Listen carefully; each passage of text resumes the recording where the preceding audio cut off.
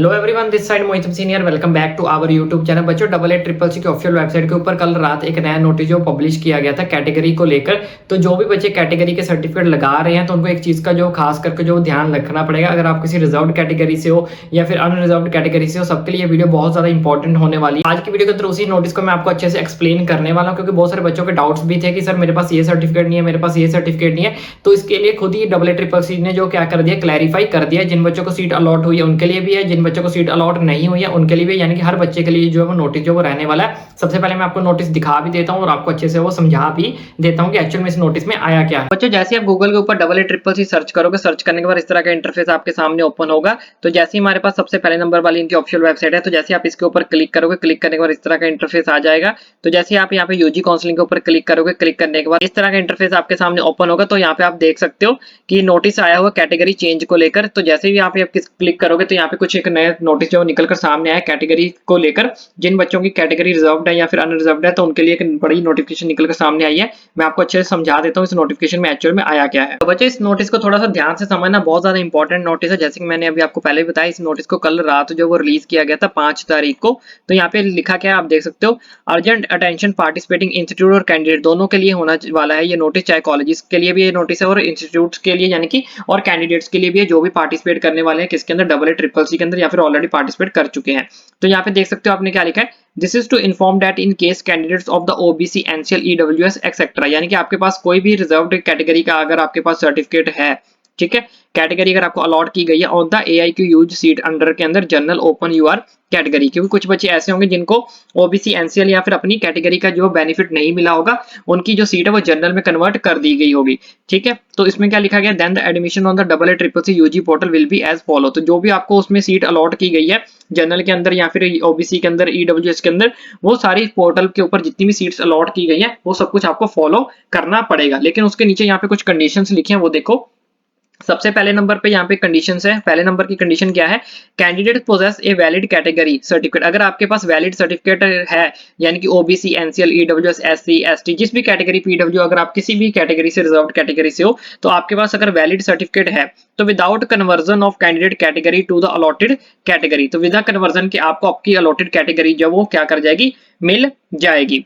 उसके बाद यहाँ पे देखो, candidate does not possess a valid certificate. अगर आपका सर्टिफिकेट वैलिड नहीं निकला, यानी कि ओबीसी का एनसीएल ईडब्ल्यू या उसकी डेट एक्सपायर हो चुकी थी या फिर वो आपने रिन्यू नहीं करवाया या फिर आपने अपनी कैटेगरी ईडब्ल्यूएस एससी या एसटी ऐसे कुछ भर रखी थी लेकिन आपका उसके पास कोई सर्टिफिकेट नहीं है, आपके पास कोई वैलिड सर्टिफिकेट नहीं है, इस केस में क्या होगा, with conversion of candidates category to the allotted category after getting candidates written consent. तो इसके लिए आपको जो है वो रिटन कंसेंट जो है वो देना पड़ेगा। अब कैसे, यहाँ पे एक नोट लिखा हो उस चीज को अच्छे से समझो।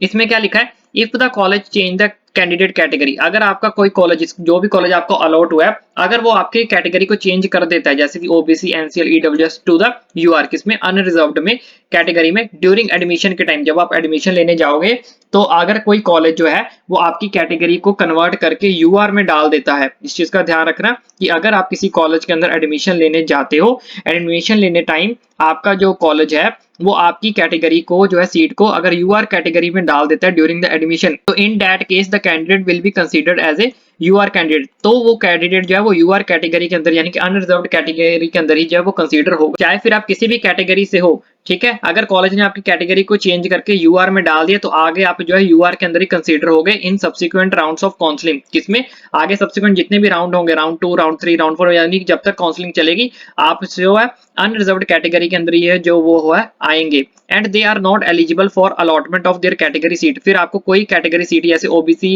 एनसीएल ईडब्ल्यूएस एससी एसटी इस तरह से आपको कोई भी अपनी रिजर्व्ड कैटेगरी का जो बेनिफिट नहीं मिलेगा। तो इस चीज का आपको खास करके ध्यान रखना है, जब भी आपने एडमिशन लेने जाना है कॉलेज के अंदर तो आपने देखना है कि वो किस कैटेगरी के अंदर आपको जो कॉलेज अलॉट कर रहे हैं, आपकी अपनी पर्टिकुलर कैटेगरी के अंदर अलॉट कर रहे हैं या फिर आपकी कैटेगरी को यूआर में डाल रहे हैं। अगर डाल रहे हैं तो क्यों डाल रहे हैं, रीजन आप उनसे जो है पूछ सकते हो। ठीक है, उसके बाद यहाँ पे लिखा भी हुआ, hence candidates are advised to be aware of this category change. तो आपको खुद अवेयर रहना है, इसमें इस चीज का ध्यान रखना है, change during choice filling for the subsequent round. और आपको जो अगर आपकी कैटेगरी चेंज हो जाती है तो आपके पास कोई वैलिड सर्टिफिकेट है या फिर आपकी अनरिजर्व्ड हो जाती है तो आपको जो आगे सब्सिक्वेंट सब्सिक्वेंट राउंड होने हैं चॉइस फिलिंग के अंदर, तो आप अपनी कैटेगरी को जो वहाँ पे चेंज करना पड़ेगा, ये आपकी जिम्मेदारी है। इसको रेड लाइन में यहाँ पे साफ साफ मेंशन किया गया है। Hence candidates are advised to be aware of this category change। अगर इस तरह से आपकी कोई कैटेगरी चेंज हो जाती है तो आगे चल के चॉइस फिलिंग के अंदर भी आपको सब्सिक्वेंट राउंड के अंदर अपनी खुद की कैटेगरी को जो है वो चेंज करना पड़ेगा।